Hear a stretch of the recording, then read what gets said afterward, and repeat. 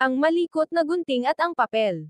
Sa isang mataong silid-aralan, may nakatirang gunting na si Gali at isang papel na si Pepe. Si Gali ay kilala sa pagiging malikot. Lagi siyang gumugupit kahit hindi naman kailangan. Si Pepe naman, na isang papel, ay laging seryoso at ayaw sa gulo. Isang araw, habang walang tao sa silid, nagsimulang gumalaw si Gali. Gupit dito, gupit doon. Ang saya-saya. Sigaw niya habang paikot-ikot sa mesa.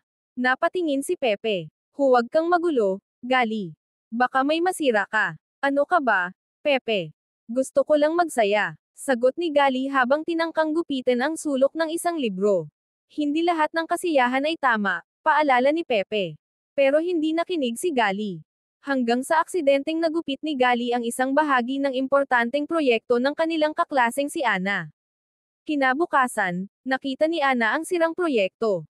Nalungkot siya at muntik nang maiyak. Sino kaya ang may gawa nito? Tanong niya, habang tinitingnan ang paligid.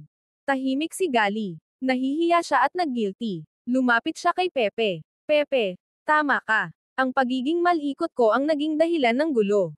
Paano ko kaya ito maitatama? Napaisip si Pepe. Tutulungan kitang buuin muli ang proyekto ni Ana. Alam ko kung paano tayo makakatulong.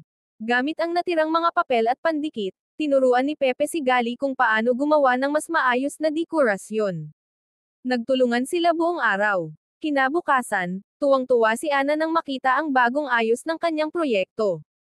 Mukhang mas maganda pa ito kaysa dati. Ani Ana. Mula noon, naging mas maingat si Gali. Hindi na siya naggugupit ng walang dahilan at natutunan niyang makinig sa mga paalala. Aral ng kwento. Hindi lahat ng kasiyahan ay tama. Matutong makinig, mag-ingat, at magbago kapag nagkamali.